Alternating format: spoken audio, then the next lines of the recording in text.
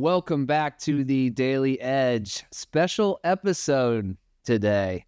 We have my daughter Hadley, and here in a second you'll get to see Noah, which is Todd's oldest, and TJ's oldest, Kay. So today we are going to kind of get some insight from the kids. We're going to ask some questions. We're going to have some fun, and I'm going to kick it over to TJ to get us started. Sweet. Something we've been talking about a lot. People that are familiar with our podcast, we talk a lot about kids sports and just a lot about kids accomplishing things in general.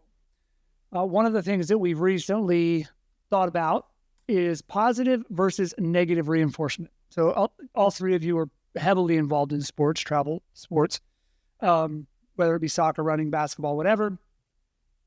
When it comes to engagement with your coaches, let's phrase it this way. Are there instances where positive reinforcement works better, instances where negative reinforcement works better, or are you kind of wholesale on one or the other? Like, I only like my coach to tell me I'm good, or it only works when my coach, tells me I've done something awful. How do you guys feel about those things? I feel like there's certain scenarios where I would like for them to maybe say, you did this good, but then you need to do this better.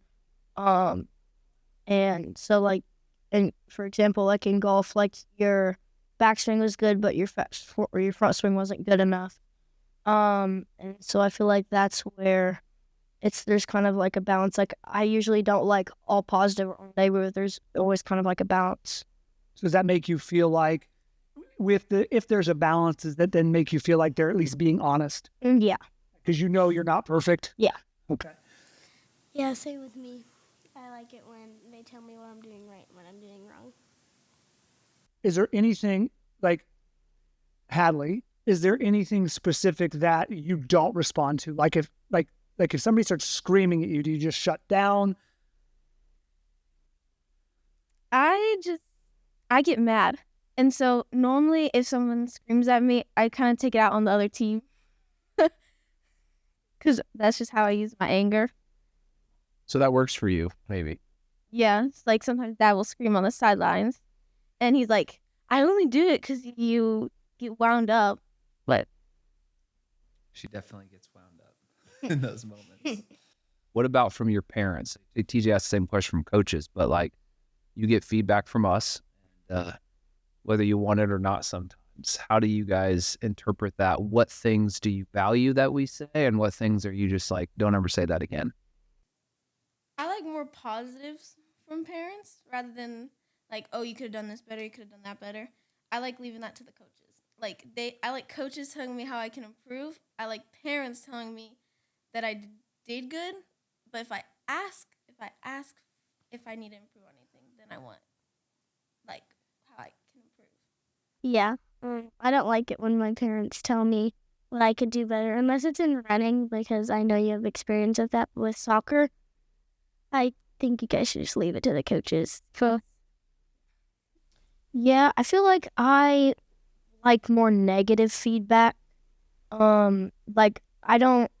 It's kind of the same thing with coaches switch. It's like, as long as they're not yelling in my face, I feel like I'm able to take it relatively well and not just shut down, as long as I don't have someone screaming in my face. As long as it's just like, hey, you could do this better, try to do this, and that kind of sits well for me. This is interesting. We've heard this, actually from your grandpa, your papa. Something he realized when we were young is that certain people respond certain ways to certain types of feedback. You guys ever find situations where people you're teammates with maybe aren't picking something up from a coach, and you need to kind of maybe translate it for them? And I don't mean that literally, right? But like, a coach is trying to make a point and maybe somebody's not getting it because they've shut down or they're not understanding. Is there ever in a situation where you feel like you're helping, kind of get your teammate re-engaged and on the right track or aligned with the rest of the team? I wouldn't say with the rest of the team, but like one of my friends just started like a basketball training program, and he's getting into a lot of the, like, he's new, so he's getting into a lot of the stuff. So I'm kind of like, and the coach, he's used to having people that have been there. So it's kind of hard for him to understand. So I like to tell him, but like for when I play school ball, I leave that up to the coaches mostly. Yeah, my coach really doesn't engage one-on-one with people. She usually just yells, and then so I have to help some of the new year kids because some of them is their first year and they don't get it. So I help them. For me, normally that happens in practices. Like, because my team's very vocal. We all like to talk because we've been with each other for so long. So sometimes, like, some people won't pay attention, and then I'll have to, like, be like, hey, this is what we're actually supposed to be doing. But that's it, yeah. This is something that I have questions about a lot. And we won't make the whole thing about sports, but this is just a question I have.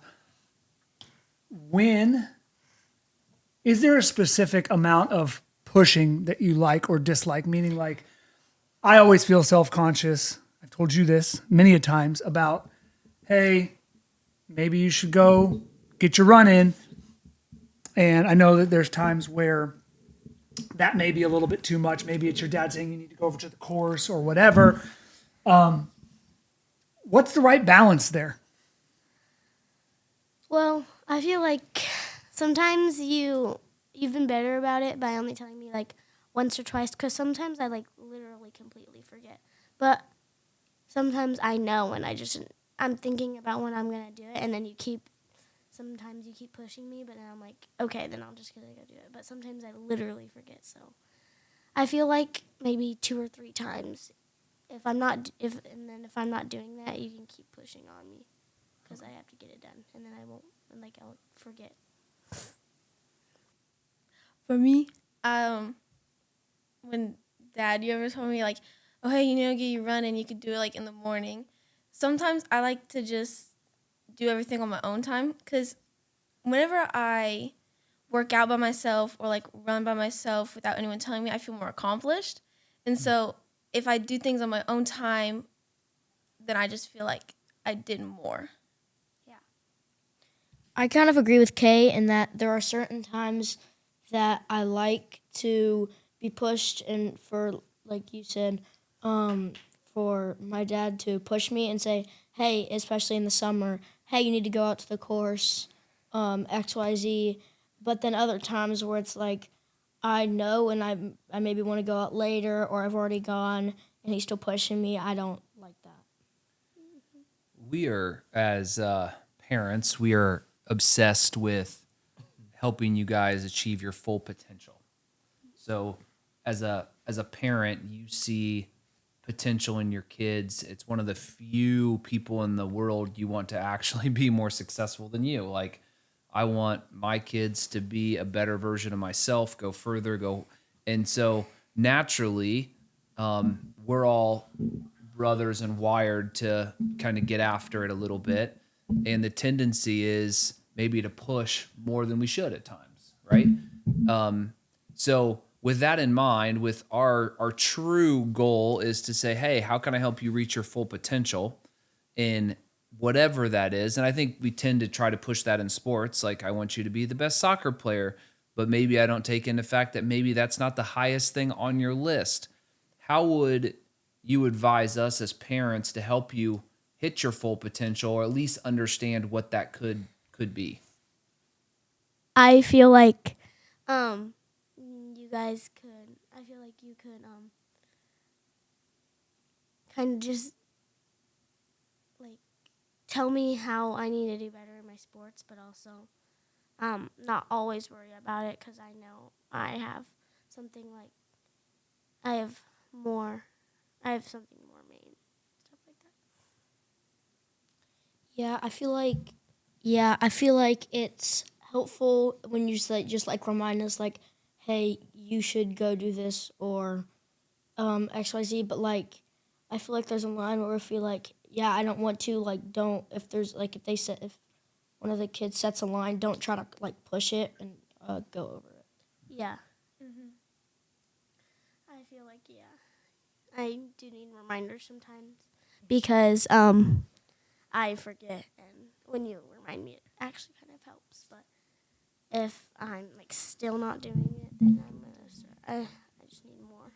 What's the best is to kind of piggyback that, is the best way to understand where your head is to just to have a conversation about it, because I think what Trent said is relevant, meaning that we don't know if school is priority number one right now.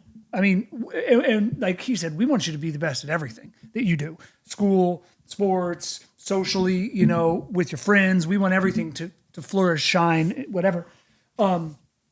That said, is it just asking you what's priority at the time, or is there a way to tell, like, hey, you're really doing well? Hadley, you've had a hat trick in 4 games this year. You're really crushing at soccer. But like you said, maybe that's not what you really want to focus on right now. Is there a way to tell, or is it just something you guys want to talk about?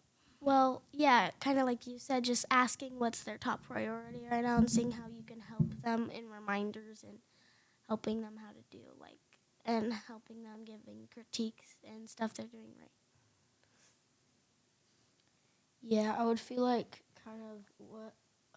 Yeah, I feel like kind of to what.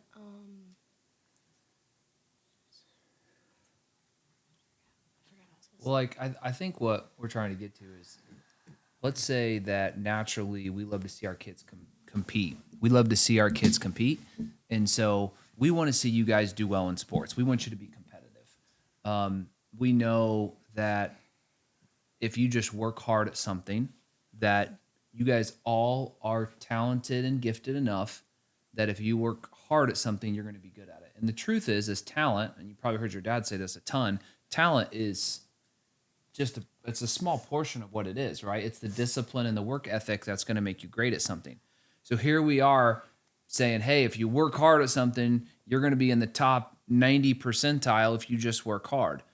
However, we prioritize what we think you guys should be putting your time into. So help us. I'll go back to you, Hadley. If we're saying, hey, I want you to prioritize because I want you to be the best soccer player, or the best student, or whatever those things are, what are the things that you guys would prioritize? And do you understand the discipline versus talent, and how do you guys approach that? Yeah, I understand. Because you tell me all the time, like, talent is just one thing, but when you put effort into it, then you can grow. But how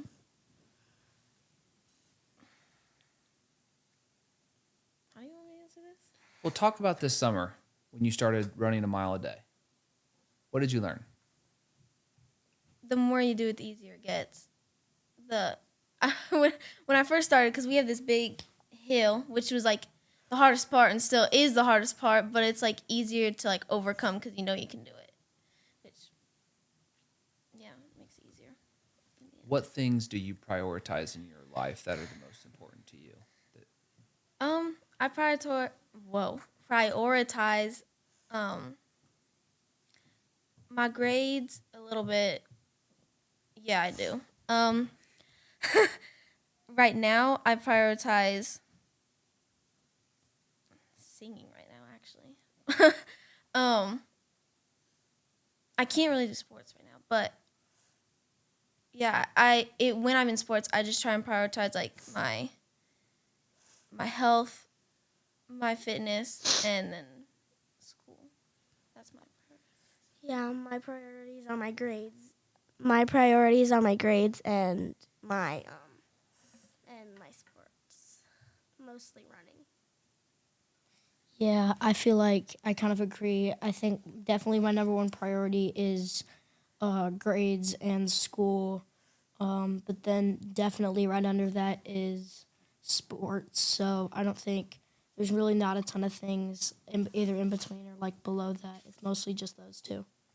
Do you guys value really excelling at one particular thing and like seeing yourself kind of be uniquely good at one thing, or more kind of being well-rounded and being able to do many things at a level that's like a relatable level? What do you guys value, whether that's academics or sports, or hobbies or otherwise, what are your thoughts on that? I like to be. I would like to be uniquely good at not uniquely good, like good at like kind of everything I do. But right now, I really want to be I want to be super good at running. That's my top priority right now, and at school, which I am at school. Yeah, I feel like wait, what was I forget? I had it. Do you feel, would you prefer like to be uniquely good at a few things, yeah. or just be kind of pretty good at a lot more things? I feel like I like to be more well-rounded for the most part, but then there are certain times, kind of like Kay, you said, that I like to be really good at one thing, and then there are other times where I'm more focused on being good at everything, whereas being really good in one certain area. Yeah, I like to try and be the best in everything. But I realized recently that I like being well rounded because you have more like abilities to do.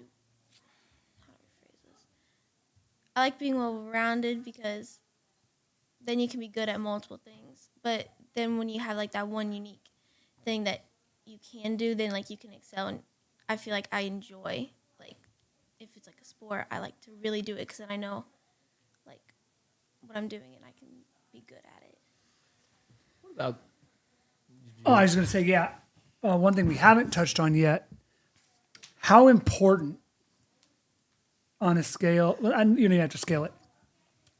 In this whole process, how important are the friends that do it with you? Actually, my friends are pretty important because, like, I that's what makes me excited for practices is going to see my friends because we always have a great time at training and soccer sometimes. But yeah, I prioritize my friends pretty highly. Same.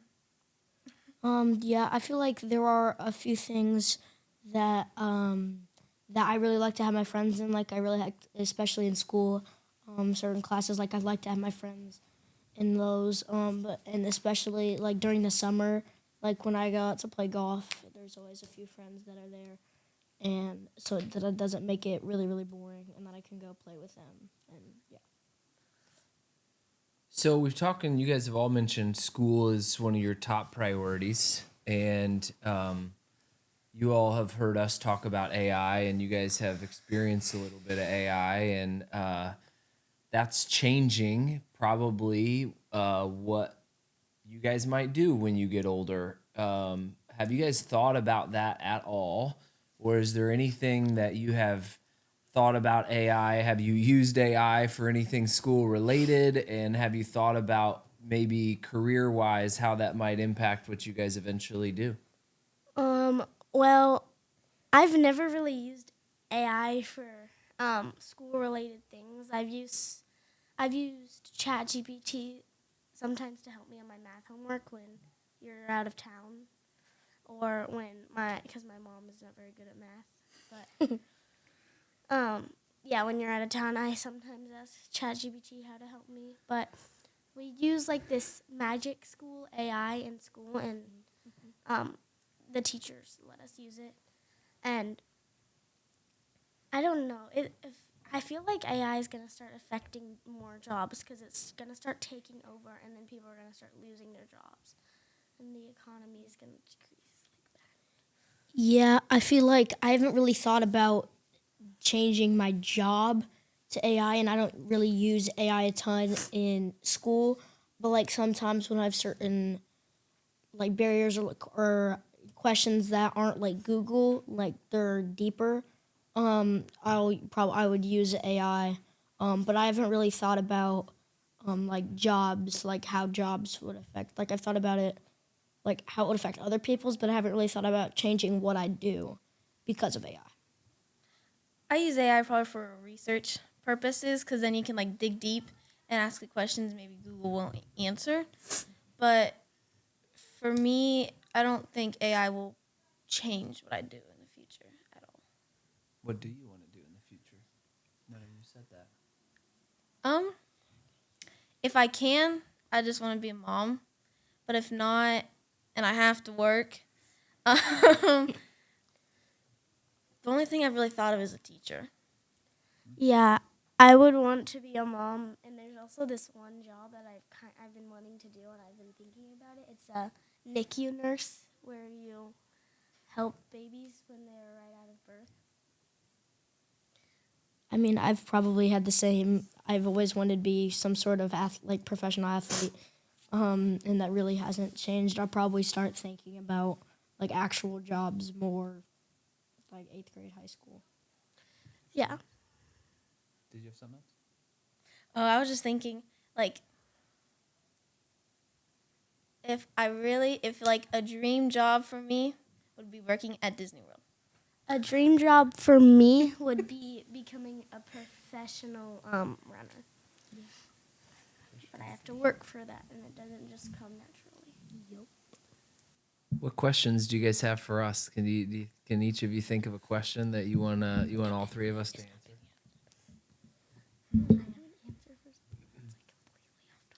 And you can't ask us who our favorite child is.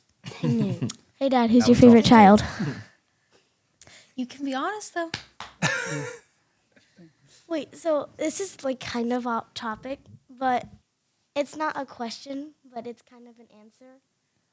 When we were talking about positive and negatives over sports earlier, when I come in from a bad race, I don't like to hear like like you did this wrong. I don't want to hear a bunch of negative things.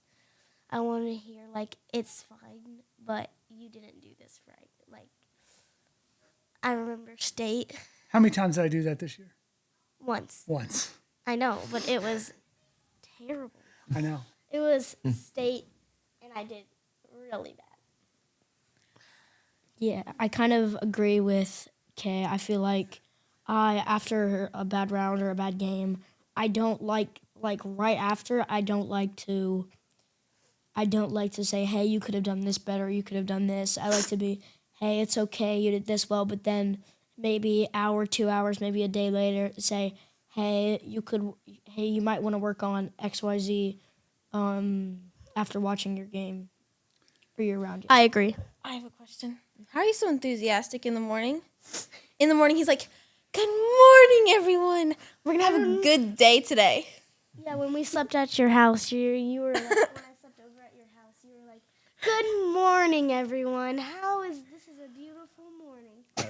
Well, that's a great question. Part of that is like attitude's a choice, and I feel like I need to have energy. And part of my role as a father and as a business leader is to try to bring energy and positivity to situations. So I feel like that's something I can control, and I want you guys to have energy, and so I feel like it's contagious. And if I bring it, that maybe it'll just somehow some will come across to you. Is it not working? Depends on the time of the day. If it's early in the morning, no one's listening. Actually, it kind of helped me. I had an amazing day after that, and I had a positive attitude. But Thank I you, have Kay. a question for all of you guys. How did you guys do in school when and like high school when you guys were our age? That's a good question. I start at the bottom or the top? Let's start at the top with Uncle Irvy. Oh, you've been talking I to had Pat the Montana. advantage. I had the advantage of following Trent and TJ, and as a third sibling, I think naturally a lot of times you're looking for a way to have your own identity, right? I think we all played different sports and focused and emphasized on different things, so we could all have attention from our parents in different ways. And fortunately for me, nobody really excelled academically by the time I came around. So that was something that I just kind of leaned into. I fell into, I think, I had, as I was younger, got good grades and got a lot of positive reinforcement for that. And so I did pretty well in high school. I think I graduated maybe 10th in my class out of maybe 400 that started with. It was a pretty big focal point for me. I only played one sport in high school, which was golf. So Yeah, Uncle. Here's Uncle Trent. So I was in the middle. I got all my accolades from sports. Basketball was my big focus of my whole childhood growing up, and then soccer was another one. And so I was like, I think I graduated with a 3.3. So that would have been, back then you didn't have 5.0 scales. It was a true 4.0 scale. Yeah, it was like a 4.1, So maybe 4.2. you could get up to, but it wasn't AP like it classes. is. Yeah, but now you can get like 5.0s. You couldn't get a 5.0, I don't think, back then. 4.5, I think was our. So I was in show choir. I was focused on sports, and Dad was more excited about me shooting a basketball than the report card that I was getting. So I was able to get through classes in that B to C range, and ended up graduating with a 3.3, which actually got me into both IU and Purdue at that time. That was the equivalent. So I think the equivalent now is more like a 3.8 to 4.0. We just weren't as smart back then. Well, Wait, I have one thing to say. So we were talking with Papa Tim earlier, and he said how Uncle Nervy wouldn't go out and play basketball until he had his homework done. I've heard this story. he would do it on the bus when he was younger. Yeah. You're right. I was at the bottom. Now, like way bottom. But I came from so I went to St. Paul, and my 8th grade class had 13 kids in it. And it had been that way probably since 5th grade. So I had between 10 and 15 kids in my class, and St. Paul closed that year for high school. So I was thrown into a class of 400. And for me, it was extremely important to be well-liked and to be the center of attention. And so I was really good at that. Unfortunately, that was all I did.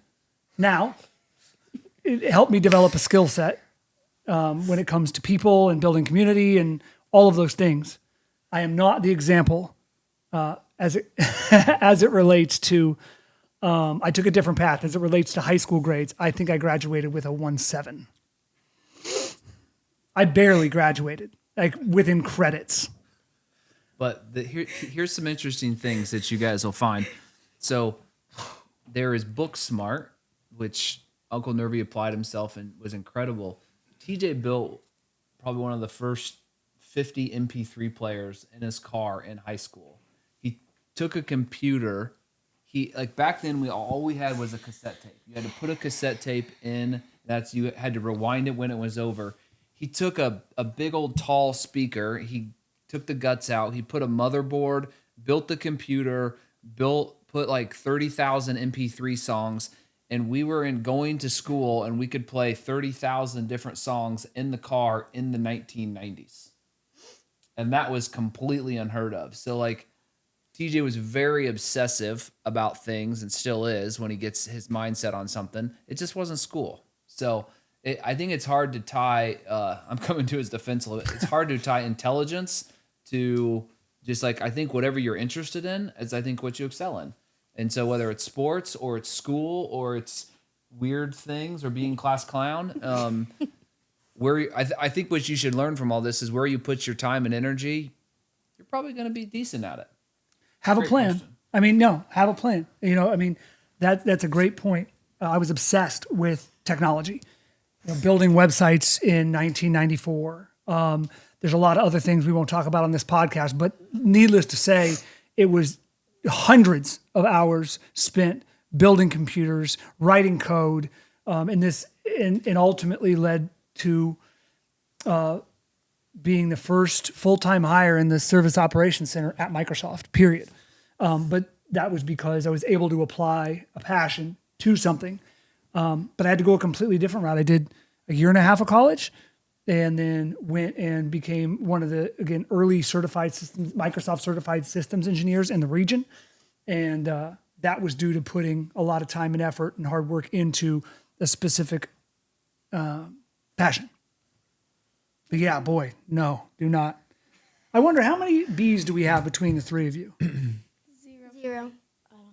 I have Yeah. always. So 0 B's. Way to go. I'm kind of balanced.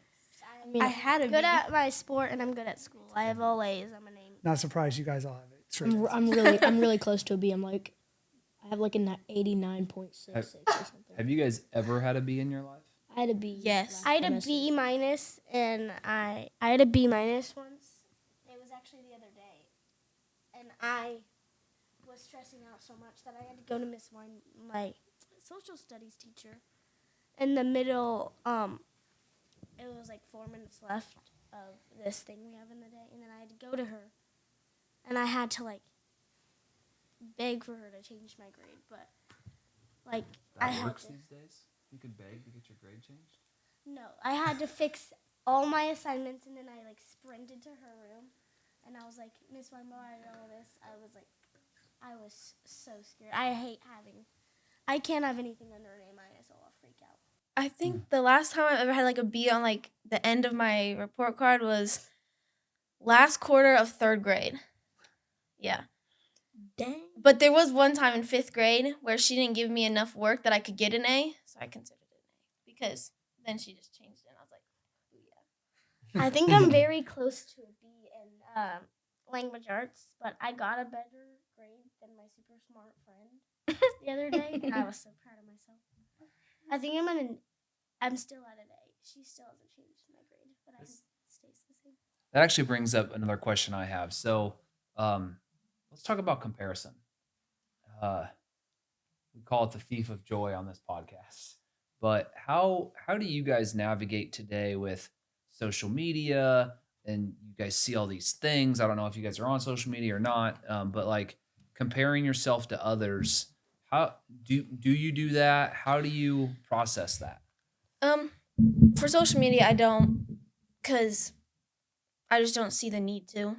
Maybe like with sports and stuff, I might compare myself like in a game. I'll like miss a shot. I was like, oh, if only like I had like the footwork of one of my friends who has like impeccable footwork. But like sometimes I'll do it on stuff like that, but then normally I'm like, there's like no reason to.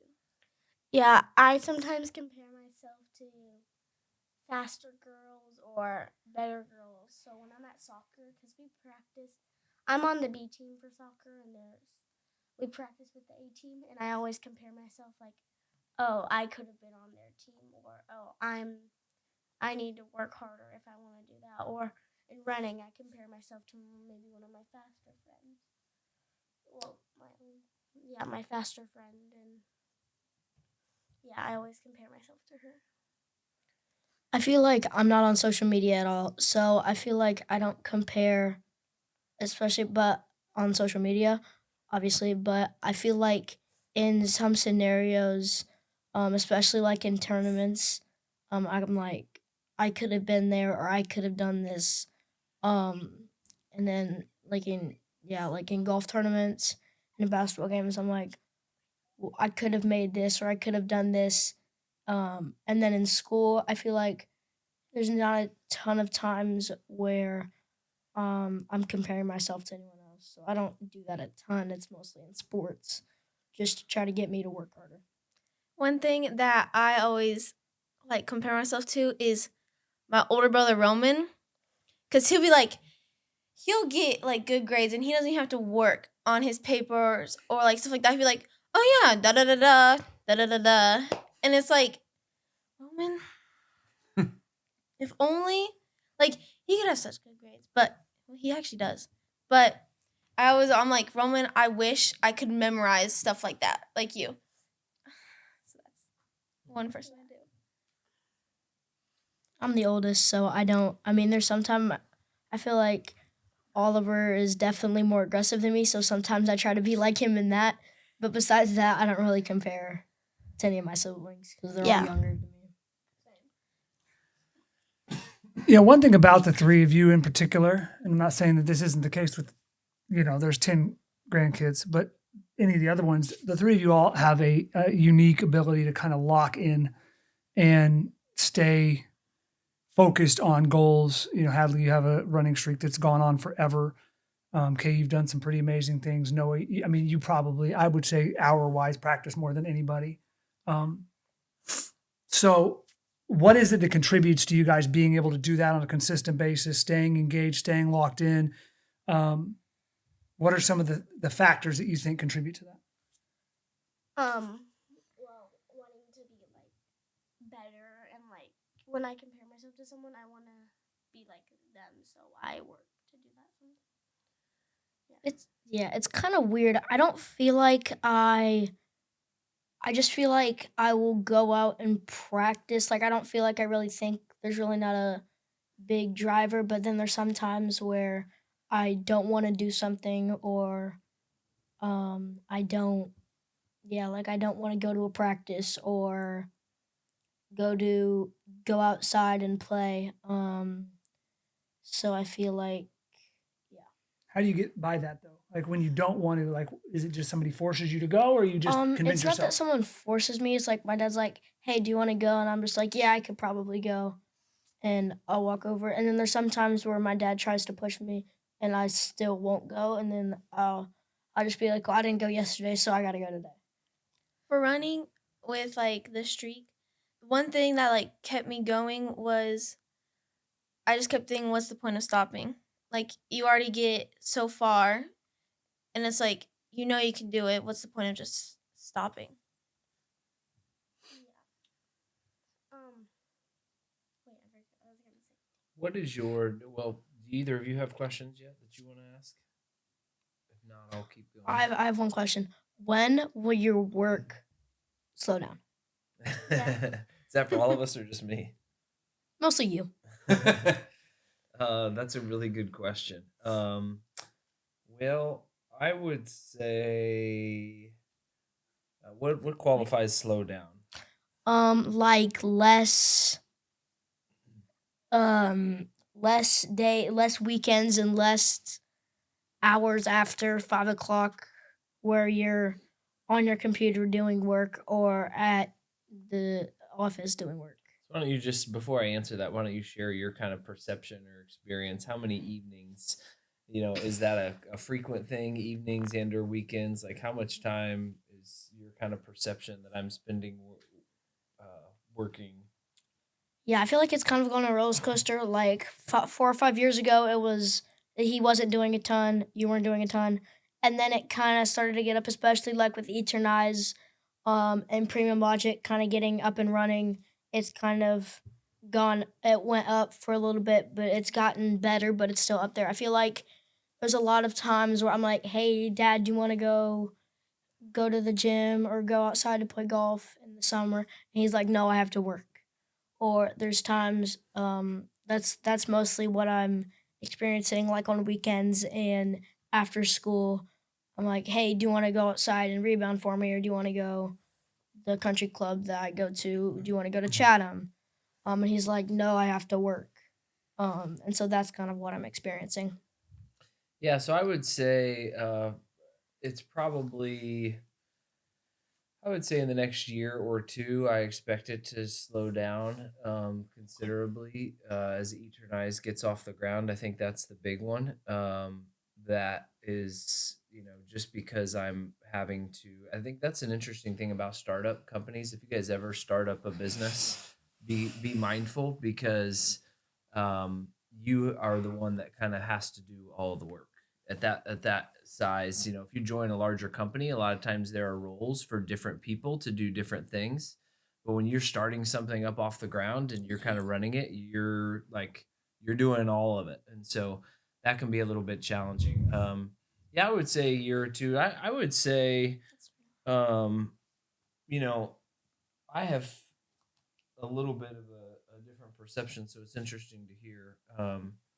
You know, uh, of kind of the weekends and Mhm. some of the evenings. I mean, most evenings I'm shuttling you guys around or I'm taking Yeah, you to I feel school a like couple of days. Like usually I don't get home till 5:30, but it feels like from then on 5:30 to bedtime, I'll probably pull up my computer maybe for 10 to 15 minutes on occasion, or maybe there's a couple of nights a month where I'm, maybe doing a couple hours of work, but I'd be interested in your take on that.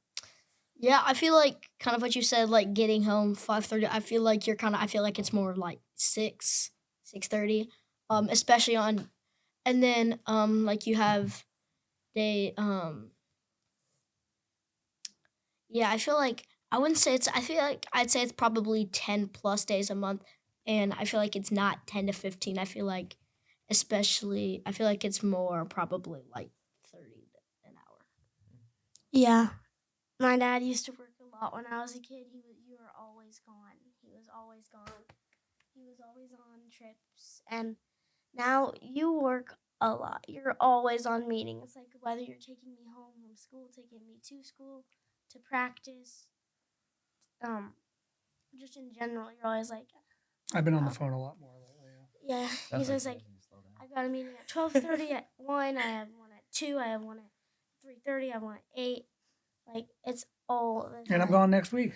And yeah, he's still gone frequently. And yeah, sometimes I ask him to do stuff. I'm like, Dad, you want to go do this? He's like, sorry, I have to work. I have meetings. Unless it's running, I almost always say yes. Yeah. When I was younger, my dad used to be gone all the time. Like I remember one specifically was when he went to Cambodia for 10 days. But I remember when I was younger, I felt like I barely saw him, but now I feel like I see him like Yeah. almost all the time. I feel like kind of going on to what there's a lot of times where he's picking me up from school or he's taking me to school and he's like, oh, I have to jump on a call. And I'm like, I'm not like that doesn't frustrate me that I'm not like, but then I feel like there's like when you went to China, the first 2 times you were gone for like 2 weeks. It was a lot. But especially like earlier in Eternize, you were traveling a lot Yeah. in Premium Logic too. When I was a kid, you would always be gone for like a week and then you come back for like 2 or 3 days and then you go again. I got a question. Oh, Hadley, go for it. Oh, what's your favorite Bible verse? I would say I'll jump in here. Mine is Romans 12:2. Do not conform to the pattern of this world. That's kind of been the inspiration behind Eternize. I think the way the world sets us up these days, the way society's wired, is tempting. But I think our ability to not conform to that is really important. I'll let Kay take this one for us. I know it's not, you're not asking me, but I really like this stuff. Mine is Romans 12:4-5. Actually, for cross country this year, we did the whole chapter of Romans, and we had to memorize it all. I did it. But Romans 12:4-5, just as each one of us has one body with many parts, and all these parts don't have the same function, so in Christ, we who are many form one body, and each part belongs to all the others. I don't know, that verse just sticks to me, like saying we're all one and we all need to treat each other right, and we're all a family and stuff like that. And yeah, The whole is greater than the sum of the parts. yeah. Yep. I don't know if I have a favorite one that I can pick out. I know that seems like a cop out. There's been a few times where I've memorized like we're memorizing Hebrews 11 right now. And I feel like as I go through life and I spend time in the Word, whatever I'm focused on comes to life. So I don't have a verse that stood the test of time for me, but there's been times when I'm spending time in specific scripture that those tend to come to life more for me than others. So I don't have a specific verse. Staying on the same topic of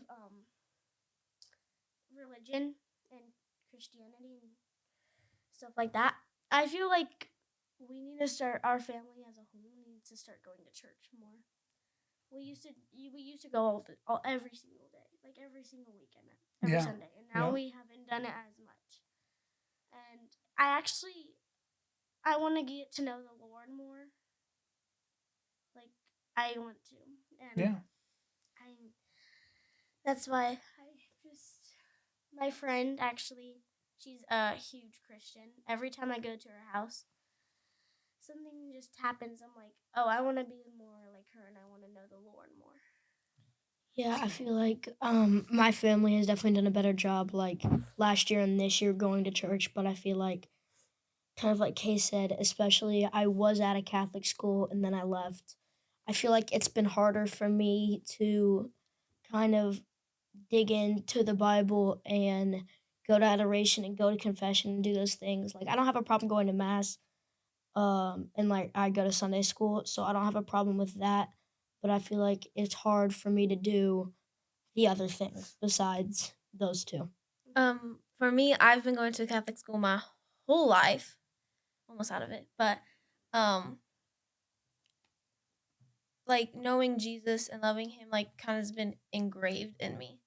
But I went to a camp called Camp Kanakuk, and when going there, I found like everyone there loves like being and spending time with the Lord. And after going there, I know this past year really like I really wanted to have that relationship with God and like reading the Bible and learning how to like really live in the Word of God. And it's been pretty nice.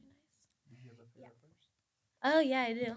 What's your favorite verse? It's I can do all things through Christ who gives me strength. I have a phone background in it. It's always on my phone background. Yeah. I have that background too. So I have this can be in any facet of your life, spiritually, socially, athletically. What do each of you have one big goal for 2026 for the rest of this year in any of those facets that you want to talk about? I have a couple, like for each. I have one for athletics and for religion. I want to get closer to the Lord. I want to go to church more often. I want to start doing like a Bible study. I want to start digging into the Bible, and I want to get better in running mostly because I want to start excelling. I want to start placing high in races. Even start winning races. And yeah. I feel like I don't necessarily have one big goal for even like every category or one big goal overall. I feel like I have tiny, not, I wouldn't say tiny, but like smaller goals that will help me because I feel like there's some times where I look at something and I'm like, oh wow, I don't know if I'm gonna be able to do that because it's really big. But like there are other times like I was trying to hit a certain hours goal last year for sports. And so that was really weird because it was relatively large, and so I kept trying to push to get more. But and there are other goals where it's like it's a big goal, but I don't approach it with the same mindset. So I've been trying to figure that out. What are a couple of your goals for this year? I have like grades. School it's mostly just grades, and then for golf I have like golf practice goals and then like golf course goals. So I'm trying to shoot in the 70s 3 times.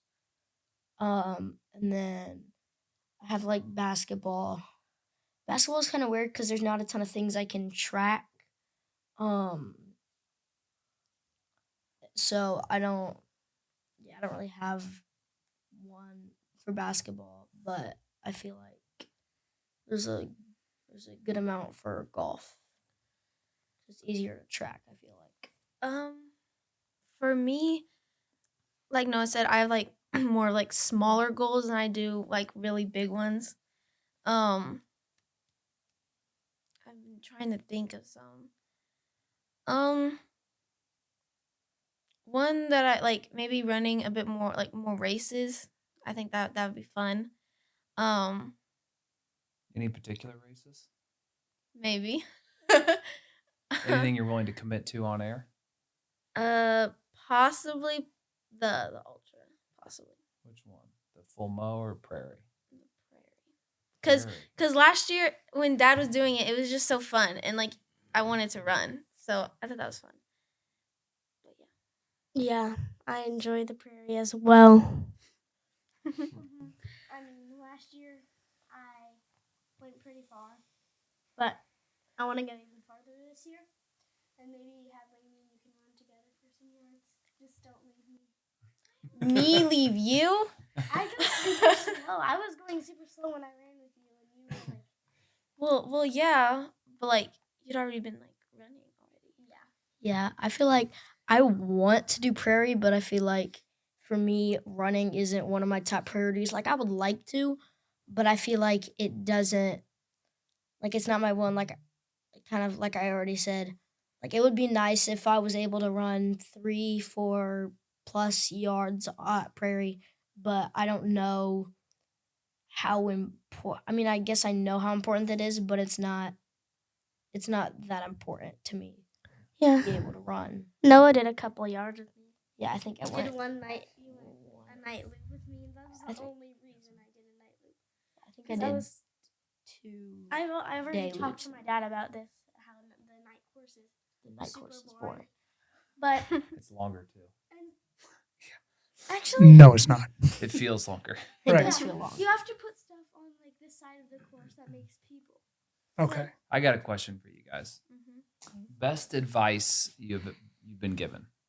It can be from a parent. It can be from someone else. What is your go-to thing? Like, I'm trying to remember. Small things. What is it? Doing ordinary things over a long period of time create extraordinary results. Yeah, when I was running, I found that to be very true.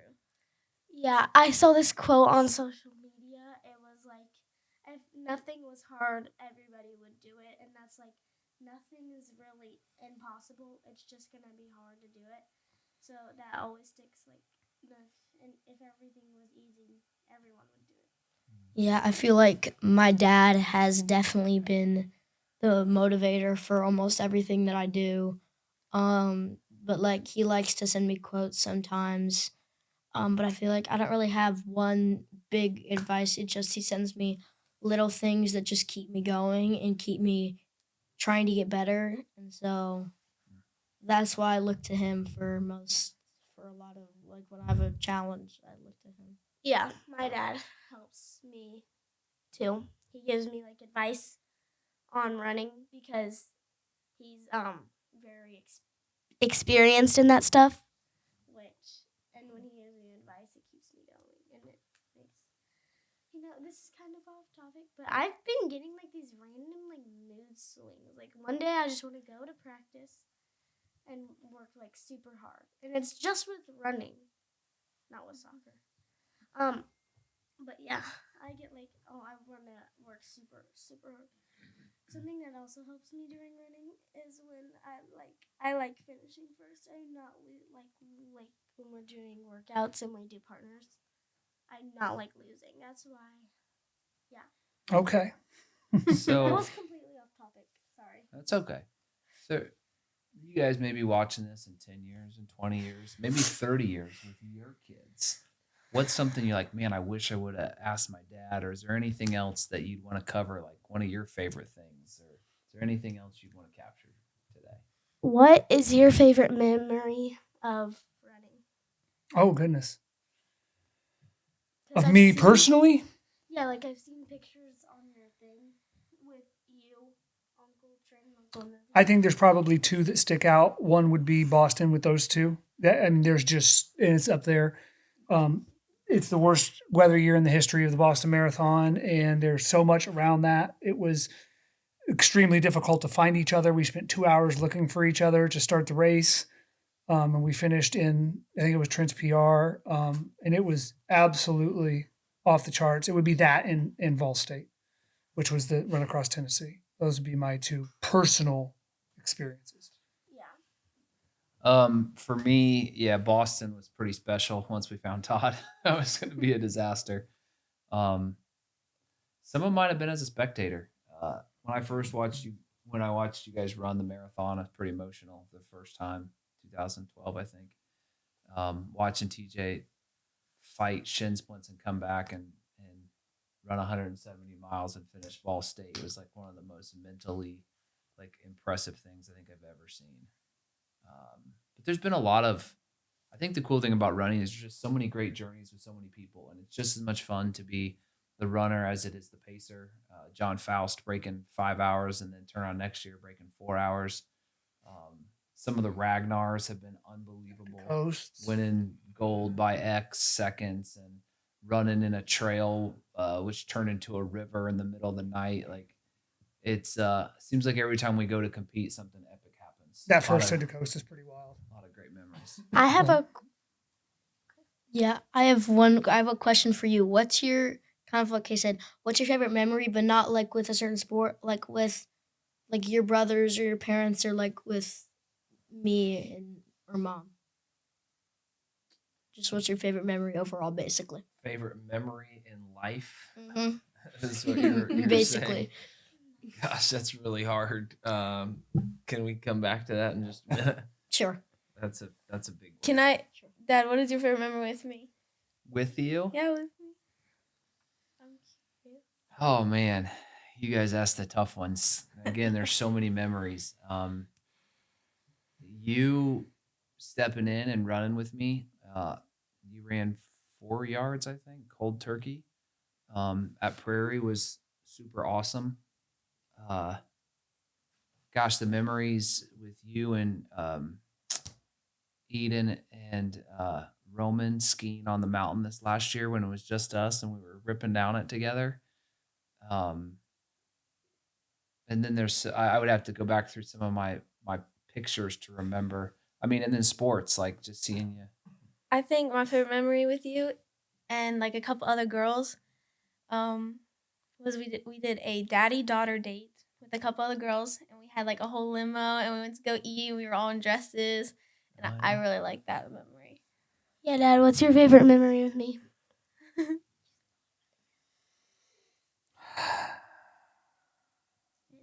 Your birth? No.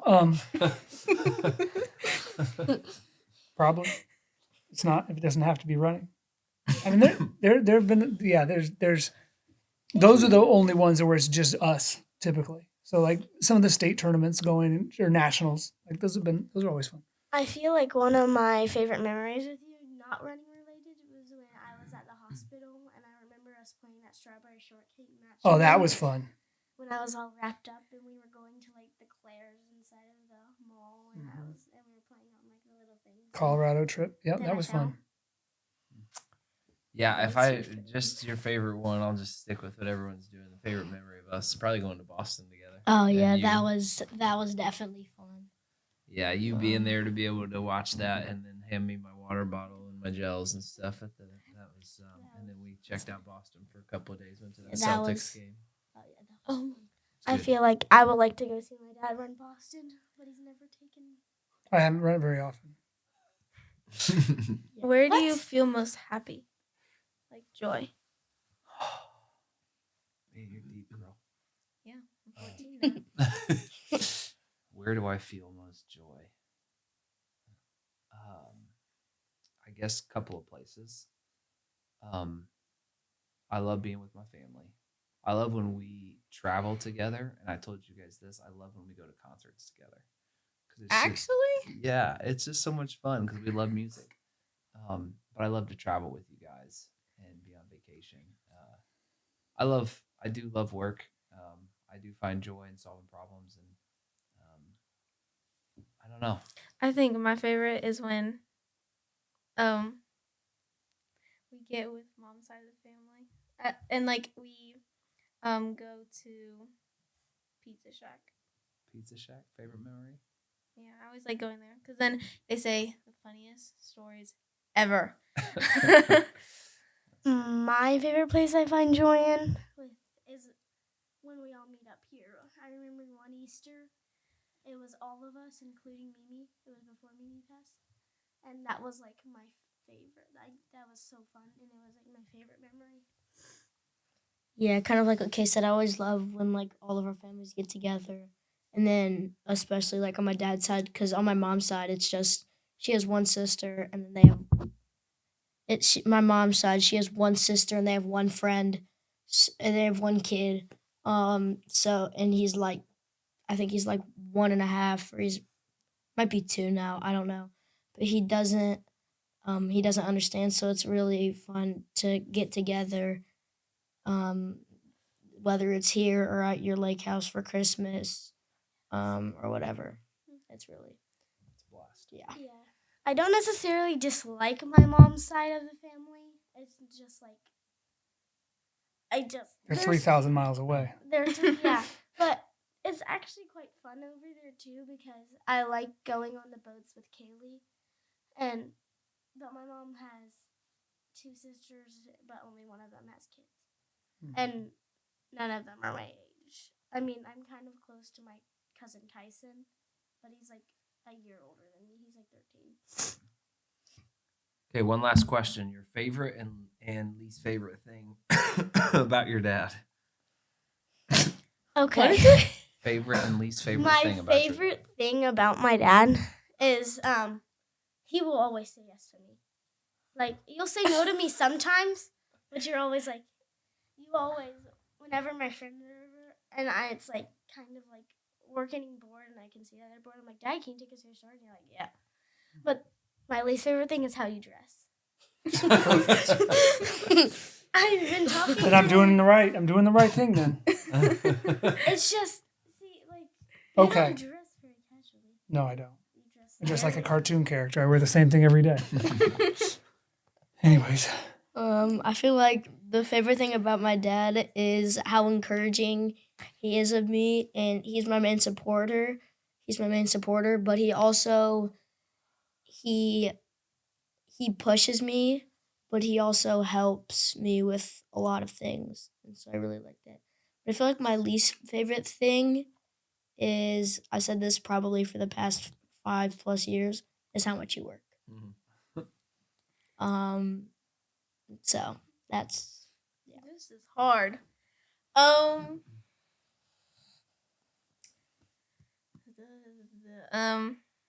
Maybe my least favorite thing is when you get really intense. I think that's probably my least favorite thing. Because you go all at it. My favorite thing is that's tough. I like how, like, if we want things or like we have like certain goals, you like help us get to that point. Also, because you're, I like that you're pretty chill in some things. Like Yeah. I like sometimes I can go to you better than I can like with mom. Yeah. I've seen over the years how I'd rather go to you now instead of mom because you're pretty chill, and I like how you most of the time have a positive attitude, and rather than negative. it's either you have a that it's either you either have a really positive attitude, or you're screaming at our faces.